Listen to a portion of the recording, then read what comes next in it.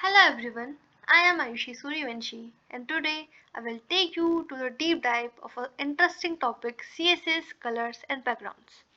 Today we will learn how to use colors and backgrounds to create stunning websites in just 15 minutes. We will cover everything from basic colors properties to professional hero sections. Whether you're building a portfolio, e-commerce site or creative project, understanding these CSS properties is essential for modern web development. Let's dive into it. So these are the topics we are going to cover in this presentation. First of all, what is CSS and why colors matters? CSS or cascading style sheet is the language we use to style HTML elements. When it's come to web design, colors is one of the most powerful tool at our disposal. Colors immediately catches user attention, convey emotion and establish brand identity. Studies shows that a well-designed color scheme can increase user engagement by up to 80%. For example, red triggers urgency and excitement, while blue conveys trust and stability. That's why major brands spend millions on perfecting their color scheme. Colors aren't just decorative; they are fundamental to creative, effective, and experiences. So this is a image reference. You can see how CSS enhance a basic HTML to a very attractive design. The next is color value. How to specify colors. So there are four main ways to specify colors in CSS. First is named color are the simplest. You can just type red, blue, green. The second one is hex value using hexadecimal notation ranging from 6 times 0 which is black to 6 times f which is white. This is the most popular format among web designers because it's easy to copy and paste from designing tools. Third is the RGB value, specifies the intensity of red, green and blue light on a scale of 0 to 255. And finally RGBA is exactly like RGB but an alpha channel that controls transparency. The alpha value goes from completely transparent 0 to 1, which is completely opaque. You will use these formats depends on your need and preference. Each has its advantages. Choose based on what work best for your project. The next is background color property. There are four main ways to sorry the background color property is one of the most commonly used CSS properties. It fills the entire background of an element with a specified colors, unlike the color property which only affect text. Background colors fill the whole area behind the content. Notice that it includes the padding area of the element but not the margin area. You can see it in the reference image. This is important to understand when creating layout. The default value is transparent, which means you can see through to whatever behind the element. Whatever is behind the element. When you see the body's background color to a light gray, it changes the entire page background. This property is inherited, meaning child element will use the parent's background color unless overridden. The next is background image. So, while background color is simple, but background images give you much more creative control. You can add images as background for really stunning visual effect. You can see on the reference image I've added in this presentation. The basic syntax is straightforward. You can use the URL function with the path to your image. It's simple, na? However, just adding an image isn't enough. You need to control how it behave, how it does repeat across the entire element. It is positioned in a specific location. How large should it be relative to the container? These are the these are all controlled by the additional properties. For example, background repeats, no repeats, will show the image only once instead of trailing it across the whole element. Background images are perfect for creating professional, visually appealing web design that stands out. The next is background size property. It is crucial for responsive design. Let me explain each value.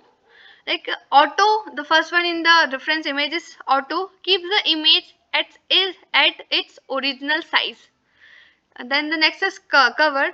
Cover is what you will use most often. It makes the image covers the entire element while maintaining its aspect ratio, but it might crop parts of the image. The next is contain, does the opposite. It ensures the entire image is visible, but there might be empty space. You can also specify exact pixel dimension or percentage. For example, if you want an image to be 200 pixel wide and 150 pixel tall, you would use background size to 200 pixel 150 pixel. This is especially important for hero session and full screen background on websites. Always consider how your background will look on different screen size. Okay, so these are the reference images. You can see what I have explained. The next is background position property. So where your it control where your image appear within the container. You can see that there are different uh, positions where you can put your images. Like uh, imagine your background image is in a frame when you and you can move it around to show different parts. You can use keywords like center, top, bottom, left, and right in any combination. If you want more precise control, use pixel value. The first number is the horizontal position and the second number is the vertical. Or use percentage for responsive position. For example, background position center like this, center. While center is the center the image both vertically and horizontally. This is commonly used when you have a background image that's larger than the container and you want to show a specific portion of it. Combining its Combining with background size, you can create perfectly aligned professional backgrounds. The next is CSS linear gradient. So, linear gradients create smooth color transition in a straight line. This is one of the most popular web design technique. You specify a direction and then the color you want to transition between. You can go left to right, top to bottom, or at any angle you want using degree. For example, 45-degree create a diagonal gradient. What's really powerful is the ability to add color stops. There are specific points where the gradient transition. If you say red 0%, yellow 50%, green 100%, it means the gradient start as red, transition to yellow at the mid, and finishes as green. This creates a three-color gradient that's perfect from creating modern, professional-looking hero section and backgrounds. Like linear gradient are used as virtually every modern website. Okay, so the next is CSS radial gradients. So it is an upgrade version of linear gradient. So uh, radial gradients work differently from linear gradients. They radiate from a center pointing outwards. Imagine dropping a stone in water and watch the ripple expand. You can create circular or elliptical shape. A circular radial gradient expands evenly in all directions, while an elliptical one stretches more in one direction. You can position the center point where anywhere you want to, and not just in the middle. This is perfect for creating spotlight effect, an eye-catching button, or modern background design. For example, if you want to create a vintage effect where the edges fades to black, you could use a radial gradient centered in the middle with a light color in the center fading to dark. on the edges, detail gradient and visual depth and sophistication to web design. The next is the advanced version of a gradient with transparency. So here where gradients become really powerful, adding transparency. You know that RGB stands for red, green, blue and alpha. The alpha value is the fourth parameter that control transparency, which is 0 invisible to 1. Like the transparency control goes from 0 to 1, which is invisible to solid. You can create stunning face effects by combining gradients with transparency. You can see this in the reference images. For instance, imagine a hero section where you have a beautiful background image, but you want to overlay text on it. You have used gradient that start from a semi-transparent dark color or fade to completely transparent. The darker the darken the image where your text is so the text is readable. Okay, but as you move down, the image fades back to normal. This technique is used extensively on professional website for the hero banners, making sure text is always legible over images. This is advanced CSS that spread professional developers from beginners. Okay, so now we move to the real world example, which is the hero section code. Okay, let's apply what we have learned to real world example. A hero section. This is the large banner you see on at the top of a many website. Yeah, the technique involves layering a semi transparent gradient over a background image using multiple backgrounds separated by commas. The gradient create a dark overlay that ensure text is readable over the image. We use background size cover to ensure the images fill the entire hero section, and background position center to focus on the center to the image. Then we use flexbox to center the text both vertically and horizontally. This creates a professional model look that used by major brands and companies worldwide. You see this pattern on nearly every modern website. This is a practical example you can use on your own project immediately. Okay, so the next is, yeah,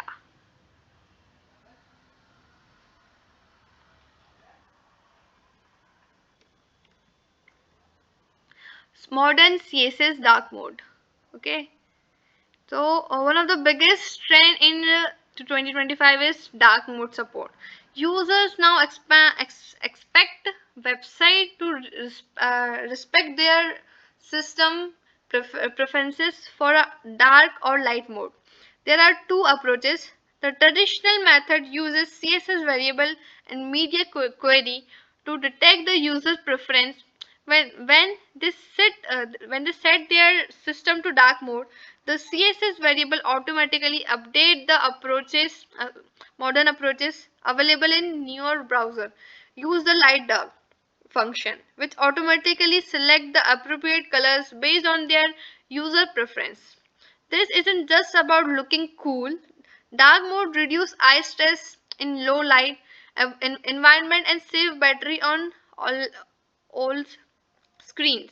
About 50% of users now prefer dark mode. Major companies like Apple, Google, and Microsoft have made dark mode standard across their products. Implementing dark mode support is now expected on professional websites. The now is color accessibility. So this is incredibly important. Accessibility. Colors aren't just aesthetic. They affect whether people can actually use your website. The WCAG Web Content Accessibility Guidelines require a minimum contrast ratio of 4.5 to 1 from normal text to 1 from normal text to 3 to 1 for larger text. Okay, that means the lighter color and a darker color needs to be different enough that people with low vision and color blindness can read it. About 8% of men have some from the color blindness, so you can't assume everyone see color that the way you do. A common mistake is using red and green together, or rely entirely on color to convey information. Always use text labels too. There are free tools like WebAIM contrast checkers that let you paste colors and instantly see if they meet accessibility standard. Building accessible website isn't just ethical. It's often a legal required under WCAG guidelines. Okay. So the next is most important common mistakes to avoid. Let me share the most common mistake I see the developer makes with colors and backgrounds. First, poor contrast. Makes textures unreadable. Always check your contrast ratio. Second is using huge optimized image and background while thank your page speed. Okay, always compress images before using them. The third is using too many different color. The site look look chaotic and unprofessional. Stick to a palette of 3 to 6 color. The next is for many developers design only for desktop and forget about mobile. Okay, background and gradient can look completely different on small screen. So always test a responsive design. And finally, always test across browsers. CSS is pretty consistent now, but edge cause still exists. Okay, a gradient that looks perfect in Chrome might render slightly different in Firefox. Okay, these mistakes are common but entirely preventable with proper testing and planning. Okay. So now we move to the conclusion. Let me wrap up by reviewing what we have covered. We started with understanding why colors matters. Then we learned how to specify colors using different methods.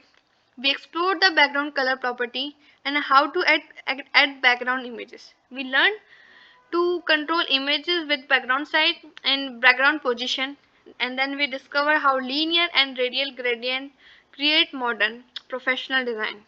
Then we added transparency to create advanced effect. Then we looked at the real world hero section example. We explored the modern trend of dark mode support, and critically we discussed accessibility standard to ensure our design work for everyone. Okay, remember, great web design isn't just about making things look pretty. It's about creating experience that users love. Okay, so colors have psychology and emotion behind them. Use them intentionally. Always test your work, especially for accessibility. And most importantly, keep practicing and experimenting. The more you build, the better your instinct become. Okay. Thank you for watching, and I hope you found it valuable. Now go out and create amazing websites. Thank you.